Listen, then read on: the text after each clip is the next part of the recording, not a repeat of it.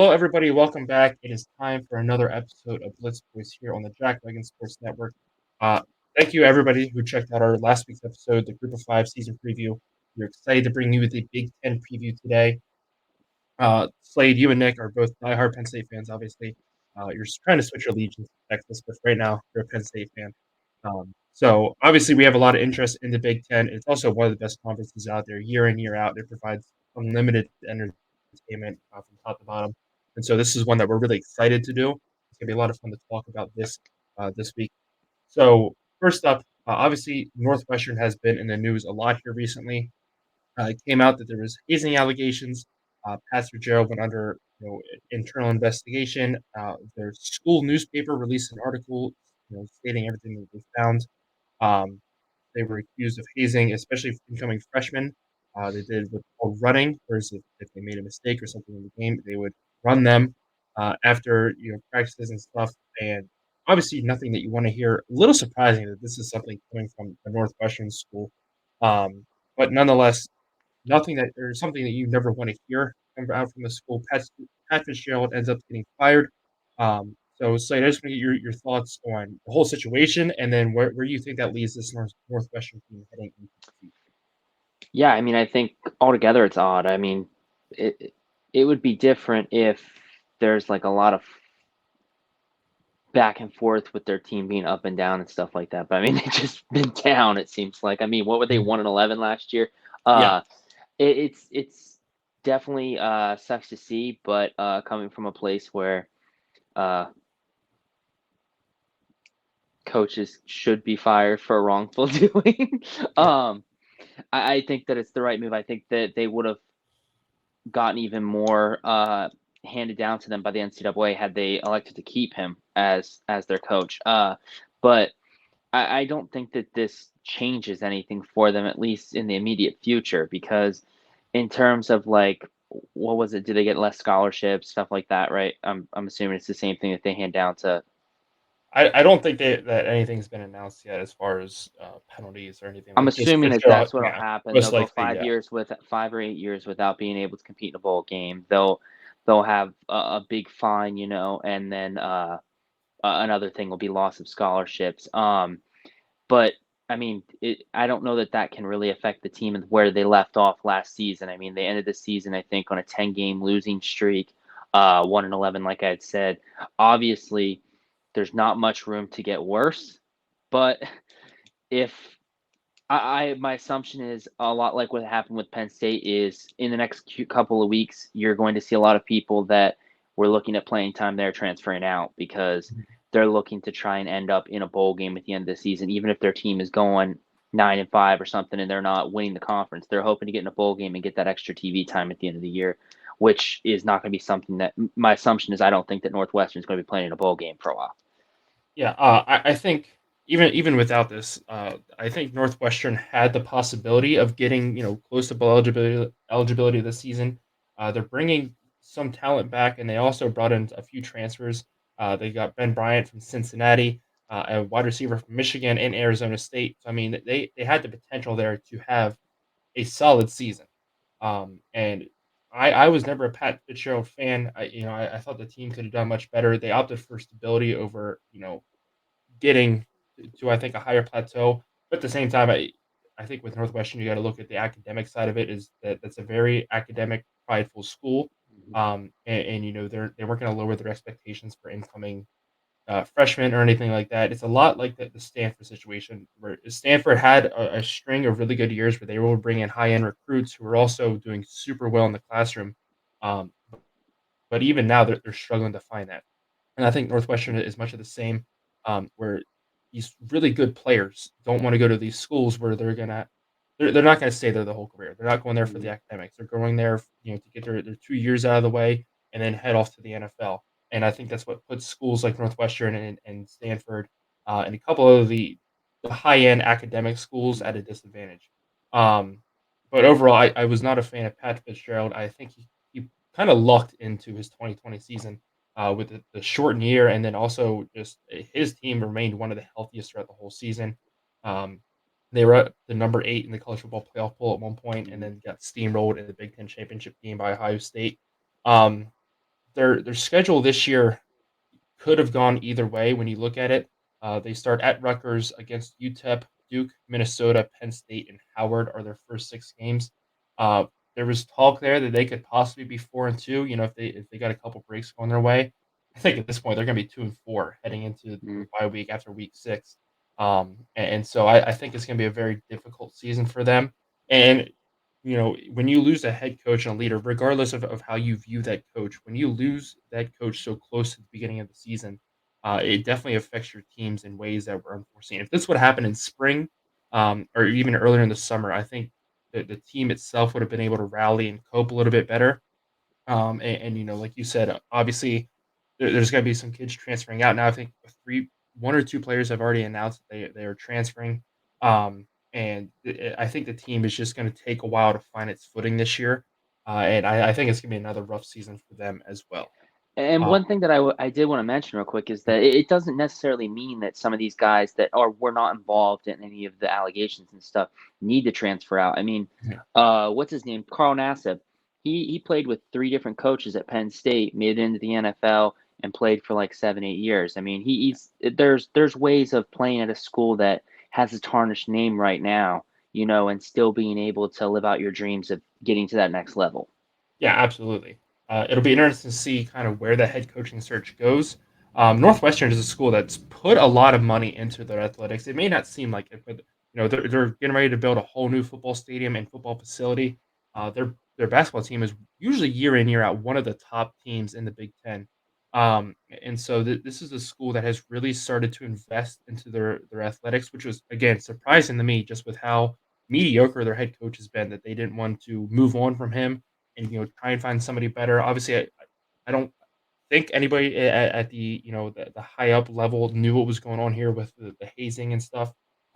Fitzgerald tries to maintain that he didn't know anything about it, but regardless, um, just kind of surprising from a school and like I said, investing so much into their athletics that they weren't looking to move on from a coach like Fitzgerald, who is not a terrible coach. He's just not a great coach. He's not going to take you to that next level. So it'll be interesting to see now that Northwestern is forced to move on for him where they go from there. But enough about Northwestern. Let's go to arguably the best team year in, year out, the past few years at least, in the Big Ten, and that is Michigan. Back to back Big Ten champs. Last year, I mean, they looked completely unstoppable. Their 2 toughest games, I if you look at it on paper, the 2 toughest games, Penn State and Ohio State, they just ran all over them. It ended up Illinois being the closest team to them last year. I still think Illinois should have won that game.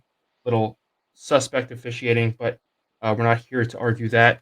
Slade, in your eyes, how does any team in the Big Ten this year slow down Michigan?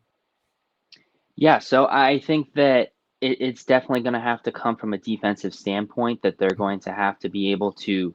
I mean, Michigan's defense has been stellar the last couple of years. I mean, like we had said, they steamrolled Penn State and Ohio State, and that's not because of how great their offense was. That's because their defense was able to hold them to one or two scores in the first half, while Michigan just ran the score up. Um, I do think that their schedule could possibly hurt them just in terms of how easy it is until they get to like the last 3 or 4 games. Um, I, I mean, we've seen this catch up to Ohio State when they had a great team, and Penn State really wasn't that great, and they surprised them at the end of the season. We've seen it happen with Purdue upsetting a great team that has had a lackluster schedule.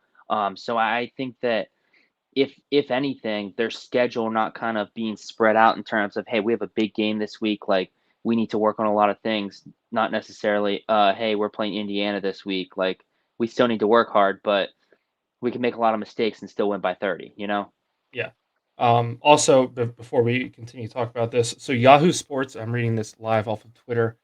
Michigan coach Jim Harbaugh and the NCAA are working toward a negotiated resolution that's expected to see him suspended for 4 games this season and penalties stemming from alleged false statements he originally made to investigators, sources tell. So I believe it was last year. Michigan was under review for recruiting infractions, and so kind of surprising that's getting announced right now, but at the same time, if you look at their first 4 games, it's Eastern Carolina, UNLV, Bowling Green, and Rutgers. No Mm-hmm. disrespect to those schools, but Those are 4 tune-up games for Michigan. Obviously, Rutgers gave them a little bit of a scare with Michigan on the road last year. I don't think that's gonna be the same case this year. I say they gave a little bit of scare. I think they were up at halftime. Michigan won that game 52-17. So if those And are their 4 first 4 games, games just so happen to be all home games. yeah, The that as 5th well. game being their first away game at Nebraska. Yeah. So, Um, so it's a slap on the wrist in my eyes if that is really what's getting ready to be announced. We'll have to mhm. keep our eyes on that. We're recording this on Tuesday. This will be announced Thursday. So by the time this comes out, it'll probably be announced if that is the case. Regardless, I agree with you. If you want to get anything past Michigan, you need to get past their front seven on offense. In my eyes, last year the you look at the Penn State game, especially that I just brought that up. They ran for 418 yards in that game. Blake Corum was a Heisman favorite until late in the season when he got hurt in that Illinois game. And Donovan Edwards, when he wasn't in, everybody thought, oh, maybe the running game's going to take a step back.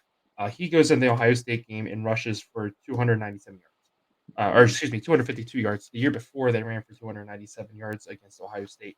So if you have any hope of slowing this Michigan team down, yeah, you need to find some breakthroughs on offense, but the big thing is you need to find a way to get past their alignment. Um, and you have to have one of the best front seven on the defensive side in the Big Ten to do that. I don't see any school on their schedule this year that can really do that. But before we get into that, before I bring up my points, so we said how, or we brought up how you can stop Michigan. Who do you think can stop Michigan? I have Ohio State being the only team that has a chance at stopping Michigan this year. I'm gonna go back and just put it into schedule format. I think that Michigan doesn't really play a team and that I mean, they might not realistically be scored on until week 5 of the college football season, which is pretty sad. Um, they I mean, like, offensively, I mean, they might give up an interception or something, with backup Mhm. quarterback in 3rd quarter, but whatever. I think that the fact that, uh, 2nd or 3rd to last week, they play Penn State in State College here, I think that Penn State will be able to open up some of the cracks Mhm. that is just going to be an easy way for Ohio State to find the recipe to breaking all the way through, Like I said, I think that it's going to take a defense to really be able to stand out there for half the game and not give up a score, or they need to be going into halftime against Michigan, only down by 3 or something like that to give themselves a chance because just like you had said with Blake Corum's injury, it's not your average team. I mean, their backups could be starters on other teams. I mean, their backup running back then went and put 250 or 260 yards up on Ohio State, um, which was a great team. So it's something that definitely needs to be looked at in terms of Michigan. I think that they need to make sure that they're not eyes on the playoffs come week 9, 10, 11. Yeah. Two schools I circled for Michigan this year to watch out for. The first being Minnesota. They travel to Minnesota. That's going to be the third in conference game. Minnesota last year ranked 16th in rush defense in the entire nation. Um, Although I will say the other team they played last year that was inside the top 20 in rush defense was Penn State, and we talked Mm. about already about how 400 that game yards. Yeah. went. Yeah, went for Penn State. The other game I'm circling is surprisingly going to be Maryland. Now, if you think back to this game last year when they played Maryland, Maryland somehow got it within a score when at the beginning it looked like they were going to get steamrolled. They muffed the opening kickoff. Michigan picks it up, scores on the first play, 7 seconds in. Now, granted, you could argue it was a garbage time touchdown to get them within that touchdown loss. I still think Maryland is capable of doing it, and if you look at where they're at on the schedule, that's the week before the Ohio State game. I Mhm. brought it up last year. It was on my upset alert that I thought Maryland was going to beat Ohio State, and before they completely fell apart in the fourth quarter, it looked pretty promising there. Michigan could definitely get caught looking ahead, traveling all the way over to Maryland to play them. And this is a very good Maryland team this year that I don't think you can overlook. I think Maryland's looking at 10 wins this season. And you look back 2, 3 years ago, that's something nobody was saying about Maryland. They were a 500 team at best, but they have really put in the work, and then they also have a star quarterback in Tega Bailoa. And so I think Maryland is definitely a team that can trip them up. The Ohio State game, I don't think it matters how good either team is year in, year out. Michigan can show up with the worst offense they've ever had, and I think it'll be a shootout. Ohio State can show up with the worst defense they've ever had. I still think it's gonna be a dogfight. Those two teams, that's a rivalry unlike any other. That they just Mhm. bring the natural hate out in each other. Um, but the last thing I want to talk about before we move on from this, looking back last year at Michigan, they had 8 games where they rushed for more yards than they threw for, which I thought was really surprising. I know their passing attack wasn't anything spectacular, but 8 games that they rushed for more than they threw for. Um, so let's get into some of our picks here and some teams that we're going to look at throughout the season. Um, First up, who do you have winning the Big Ten East? Yeah, so I went with Ohio State here. I think that Michigan is going to have a tough last 3 weeks. I think, like you said, Maryland is going to be able to possibly test them. Uh, and that's not going to be ideal for Michigan. I don't know that Penn State, I mean, I could see Penn State losing by like 14 points in that game, and it just kind of being a way that the next 2 weeks, Maryland and Ohio State kind of have an eye on what they need to capitalize on that Penn State was unable to. So for that reason, I think Ohio State ends the season with a win in Ann Arbor. I'm gonna go with Michigan still. I mean, I think there's definitely opportunity there for them to show cracks throughout the season. Um, I look at their most difficult games as of right now being Penn State and Ohio State. Luckily, they get Ohio State at home. I think their 2 toughest road games, are gonna be Penn State and Maryland, like I just mentioned. When I look at Penn State, though, I still have questions about Drew Allar. He got some playing time last year. Just still kind of question about him playing that full time role. Obviously he was going through growing pains. He was a freshman last year. I wasn't expecting him to come in and look like a Heisman winner. Just coming off the bench like that. But I would still like to see him get that regular playing time and really show what he can do, especially with the number one offense. I'm not saying Penn State's offense is ranked number one. I just mean the ones, the best receivers Mm-hmm. on that team and so on. Speaking of receivers, they also lost Parker Washington, and I think that's a big loss. And then you also look at Porter Jr. on the defensive side. I don't worry as much about the defensive end of them. I think Penn State has shown a reputation to just reload on that side of the ball. But I feel like Parker Washington, especially Tinsley too, the duo of them, is what I worry about Penn State losing. And then, so just at that point, I'm just still going to go with Michigan. Also with Penn State, they travel to Ohio State. I think that's going to be a difficult game. And as far as Ohio State goes, I think Michigan still has a slight edge on them. I do kind of, not that I worry about it, but I think Ryan Day is kind of losing his luster. A lot of people like to say he was handed this program, and in a sense, he was. He's still recruited very well, but I'm just kind of waiting for it sooner or later. I think the magic at quarterback, where you just find another Heisman candidate every year, is going to run out. I think it might be this year. I will have to wait and see. But I think just overall, I think Michigan loses a game this year, but I still think that they take the Big Ten East. Switching over, who do you have winning the Big Ten West this year? I went with Wisconsin here. I think schedule wise, I think that they're going to be able to best Illinois, and then with the rest of their schedule, I think that it's just going to make it uh, that head to head win ends up being the deciding factor in them winning the West this year. Yeah. I think they're bringing Um, back a solid team. Oh, sorry, go. no, go ahead. I think they're bringing back a solid team, and so I just think that if they're able, I mean, they were 7-6 in for the season and 4-5 in conference last year. I mean, if they're able to just flip the conference games alone, I think that that's a big change for them, and that would put them ahead of Illinois for the season. Yeah. Speaking of Illinois, that's what I'm going to take this year. I think Brett Bielema has finally implemented the program that he wants there.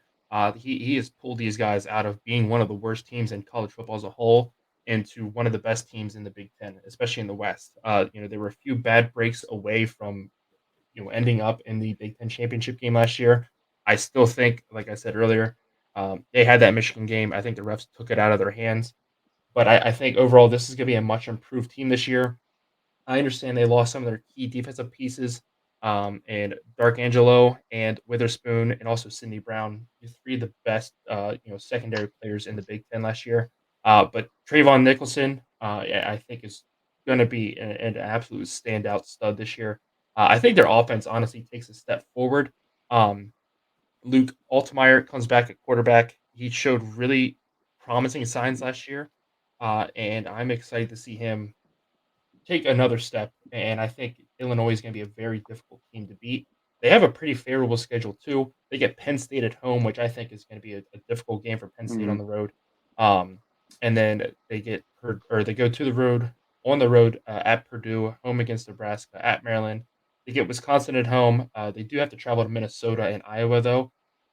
Regardless, I think, Illinois has the makings and the potential to be one of the best teams in the Big Ten and not just the West. Uh, who do you have as your most improved team across the board in the Big Ten this year? Yeah, so I went with Wisconsin here. Just in fact, I think they were fifth in the West last year, and then I have them coming out first in the West this year, which I think is just a crazy turnaround for them. Um, I think that the West usually is like kind of a there's no head to it, you know. Mhm, The East is it's always the three-headed monster of or like two and a half, we'll say. It's usually Ohio State and Michigan, and then Penn State like every 5 years is able to beat one of them mhm. and get a chance at getting up there. But yeah, I think on the other side, I think usually it's kind of like three, four people have the possibility of like going 8-4 and possibly winning the conference. So I think that Wisconsin's able to turn around this year, and that's why I picked them. Yeah, I agree with you 100%. I think Wisconsin's gonna be the most improved team. I have them finishing 2nd to Illinois. I think they have a pretty generous schedule, and not to mention the Hmm. fact that Tanner Mordecai, who we talked a lot about last week in the Group of 5 preview, transferred from SMU here to Wisconsin. So I think we are gonna see a Wisconsin offense that we didn't think was possible years ago. We've gotten so used to them just lining up in I formation and just handing the ball off. Jonathan Taylor, Monte Ball, you can go over and over the list of Wisconsin running backs that have just come out of that program because that's all they did was run the ball. I think we're going to see a more spread style offense here. Luke Fickell's coming over from Cincinnati. I think that's another Hmm. key factor. He is a proven winner at head coach. I think he's brought a lot of transfers in there, and I think Wisconsin probably has the second best offensive line behind Michigan. But we're gonna see a style of offense that we didn't think was possible to come out of Wisconsin, like I said, 3, 4 years ago. They do have a pretty generous schedule. They get Ohio State at home. Their 2 toughest road games for me, they go to Washington State and to Illinois. I don't think Washington State's gonna be a special team this year, but regardless, going on the road that early in the season to a Hmm. difficult environment, it's going to be difficult and it's going to be a learning curve for a lot of these guys. And then, like I just said, at Illinois, I think Illinois is going to be the class of the Big Ten West this year. But if Wisconsin can pull that game out, I think that game decides the Big Ten West this Hmm. year. Wisconsin at Illinois. That's going to be Saturday, October 21st. That mid-October game. That always seems to be when a lot of these schools trip up. And speaking of that Ohio State game, that's the week later. Halloween weekend, it always seems like late October in Madison, is when Ohio State seems to have the most trouble there. Who do you have as your biggest disappointment or who's gonna take the biggest drop off from last season? Yeah, I went with Purdue here. I think that they finished last season 8-6, 6-3 in the conference. 6-3 in the conference was, I mean, pretty spectacular, Mhm. especially with like I was saying, the West always seems like it's kind of everyone just kind of loses to each other, and it ends up being like a 8-14 that comes out of the West. But yeah, I think that I have them finishing sixth in the West this year, and I think that that is I think it's pretty obvious that's a massive decline if that's what happens. So I think that I just think schedule wise they're going to have a hard time, and with the roster they're bringing back, I don't know if they're able to pull off the big upset that drives their season, Mhm. um, like they have been every once in a while. Yeah. I agree with you. I think Purdue is going to be much worse. I looked at this from the standpoint of who I think is going to be the biggest disappointment this year. I think a lot of people are putting some hype behind Minnesota. I think they're one of the 3 favorites in the Big Ten West right now. I don't think that they're gonna be able to compete at that level like Illinois or Wisconsin. I almost said Purdue, like Illinois or Wisconsin this year. They lost Mohammed Ibrahim, who was the class of the NCAA the last few years at the running back position. Um, Tanner Morgan is gone. That's not a loss, but he was one of the worst starting quarterbacks, and the fact that he got to start for like 5 years, I thought was insane. But and I'm gonna butcher his last name. Kaliakmanis, is who's taken over for him last year. I first got to experience watching him when he came in after Morgan got hurt in the whiteout game last year. Um, and he did show some promise, but he also had a lot of issues. He threw 3 touchdowns and 4 interceptions on 111 attempts, didn't crack 1,000 yards. They also have a rough schedule. They go on the road at UNC. They get Michigan at home. They're at Iowa, home against Illinois, at Ohio State, and home against Wisconsin. So they do not have an easy schedule this year by any means. Um, I'm a huge PJ Fleck fan, but I don't think the boat's going to row very far this year. I think they struggle to make a bowl game this season, and I don't have them competing in the Big Ten West like I feel like a lot of people do. I think other teams around them are improving so much. It's going to take a year of growing pains with basically a lot of new pieces coming into this offense that it's going to be hard for them to catch their footing and get momentum going. Mhm. Um, Last thing I want to talk about is in my mind, I think year in year out, Big Ten produces a lot of upsets here. So I want to highlight 4 games that I think are huge upset traps for some teams, and I want you to give me one or two, or if you have more, give me some other upsets that you have. So first up, I already talked about it. It's going to be Maryland over Michigan. It's the week before the Ohio State game. Maryland, lost by 1 touchdown last year on the road at the Big House with, at that point, a Michigan team that was just rolling. It was their first Big Ten conference game of the year. Um, but I'm really excited for that game late in the season. The week before the Ohio State game, it seems to always trip up both teams. So it's going to be interesting to watch that one. My next upset, I have Wisconsin over Ohio State. I know we're both picking Wisconsin to have a pretty good season, but I think Ohio State, if everything can go their way, they also have a pretty easy schedule up to this point. But if everything can go their way, I think they're going to be high ranked coming into this game, and I think Wisconsin pulls off their marquee upset. Let's see, before this game, they get Penn State, which I would say is their second toughest game. They also go to Notre Dame.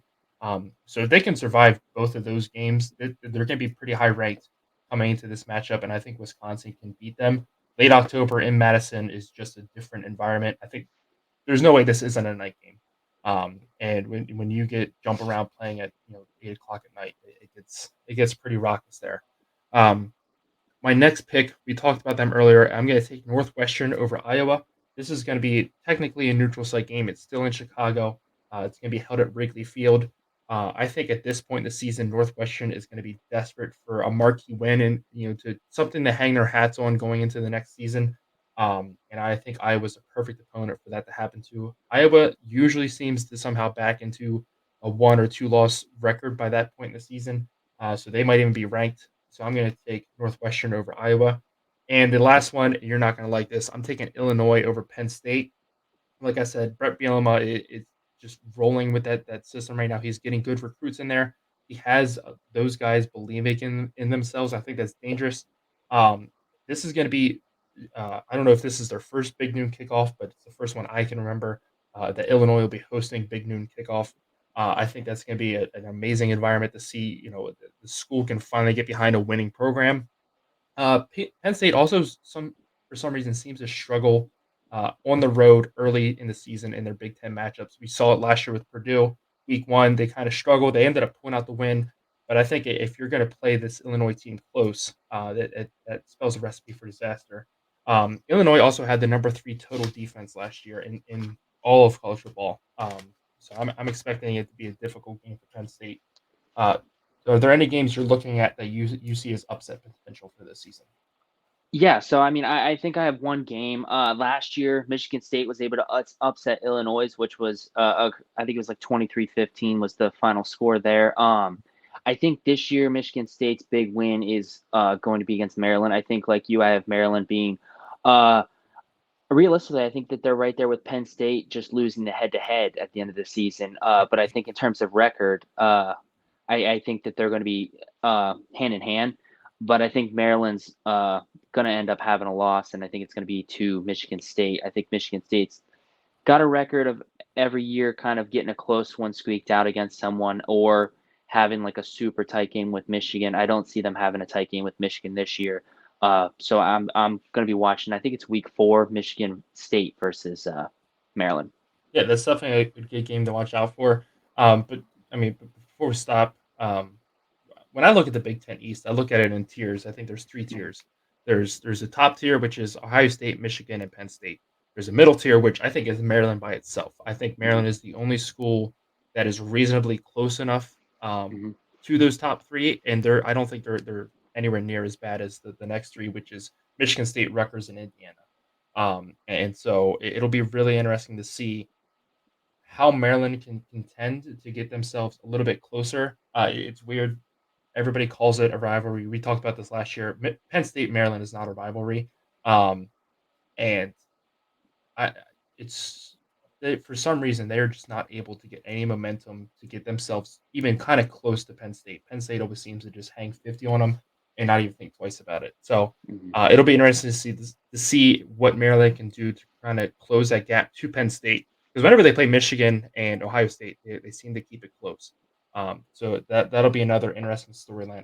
I'm waiting to see how it plays out this season.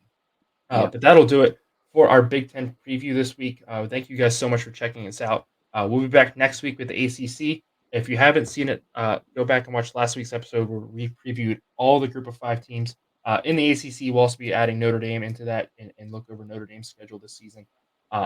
So it's going to be a lot of fun. We hope you guys check us out. Make sure you go follow all of our socials as well. We will see you guys next week. See ya.